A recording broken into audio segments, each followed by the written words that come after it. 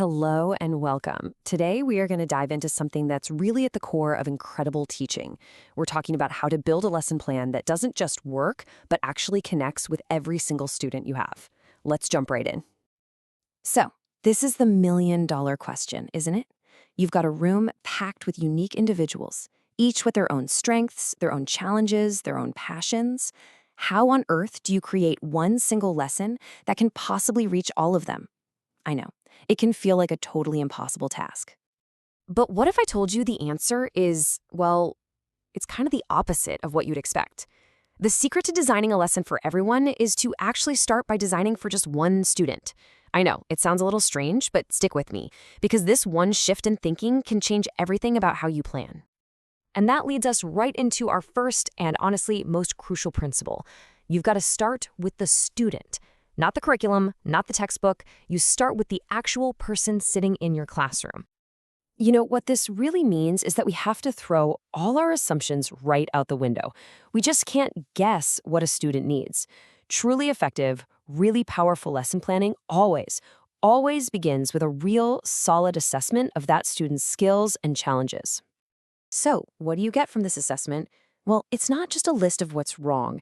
It's about painting a complete picture. You get to see exactly where a student needs that extra support, but you also see where they already shine, their unique skills, and that helps you zero in on the perfect target areas for growth. Okay, so you've done the work, you've got that assessment data in your hands. Now what? How do we actually turn all that valuable information into a real, honest-to-goodness lesson?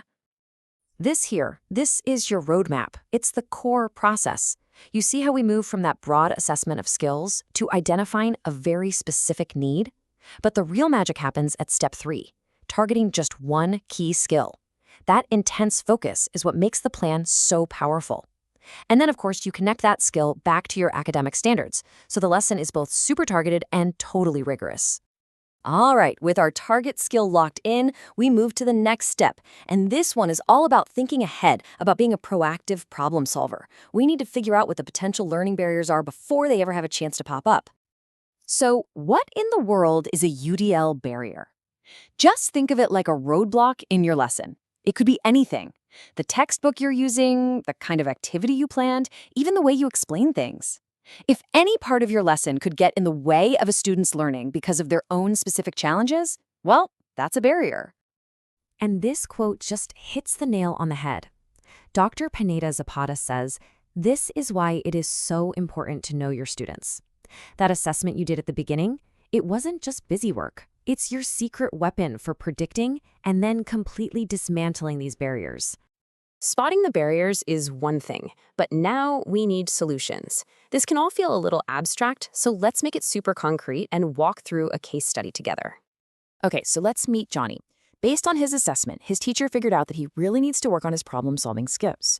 So that's the whole point of the lesson. Simple enough, right? But his teacher also knows that Johnny has a few specific challenges they need to plan for. The very first potential barrier we're going to look at falls under this category of representation. And this is all about how you're presenting information to the student. Now for Johnny, here's the specific problem. He really struggles with reading. So if the lesson on problem solving is built around some dense, wordy article, well, he's going to hit a brick wall before he even gets a chance to learn the actual skill. So, what's the teacher's move? The solution isn't to just get rid of reading altogether. No way. Instead, the teacher can pre-teach the really important vocabulary before he even starts. They can also break up that big wall of text by popping in some images that help connect the words to the big ideas. See, the barrier's still there, but now Johnny has the tools he needs to climb right over it. Okay, next barrier. This one is all about engagement. We're talking about what makes a student lean in, what grabs their attention, and what helps them stay focused on the task at hand. And his teacher is well aware that Johnny has a tough time staying on task, especially if he's not into the topic. After just a couple of minutes, he might start looking out the window or just completely check out. And the solution here, it's just brilliant, because it's so simple and effective.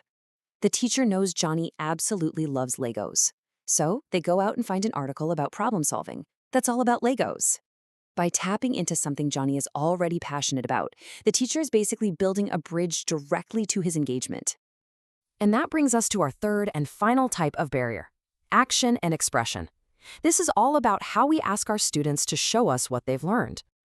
Johnny's specific barrier here is a pretty big one. He will flat out refuse to do any assignment that involves a lot of writing. So if the only way to pass this lesson is to write a paragraph, well, you can guess what's going to happen. The lesson is set up to fail for him. So the solution is powerful: choice. Instead of forcing Johnny into a writing task he'll reject, the teacher offers him options for showing what he knows. He can draw his answer, he can explain it out loud, or he could even just pick from a few multiple choice options. Remember, the goal is to see if he can problem solve, not to test his writing skills. So let's just pull this all together for a second. This little chart gives us the perfect summary. You can see that for each one of Johnny's unique challenges, his reading difficulty, his low interest, and his refusal to write, his teacher came up with a proactive, smart, targeted solution. This isn't just a generic lesson plan anymore. It's a personalized pathway designed to help Johnny succeed. And all of this brings us to the really big idea, the main takeaway. I know it might seem like a ton of work to do all this detailed planning for just one student like Johnny, but the ripple effect is so much bigger than you think. Because here's the absolute truth of it all: the amazing solutions you come up with for one student almost always create a better lesson for everybody. Those images you added for Johnny, they're also a huge help for all your visual learners. The choices in how to answer, that empowers every student to show you what they know in their own best way. By planning for the student at the margins, you end up creating a more flexible, more engaging, and more accessible lesson for the entire classroom. So as we wrap things up here, I want to leave you with this question. Just think for a moment about your students. Think about the very next lesson you're going to teach. What's one small barrier, just one, that you could remove for a student tomorrow? Because sometimes that one small, thoughtful change is all it takes to unlock a whole new world of potential.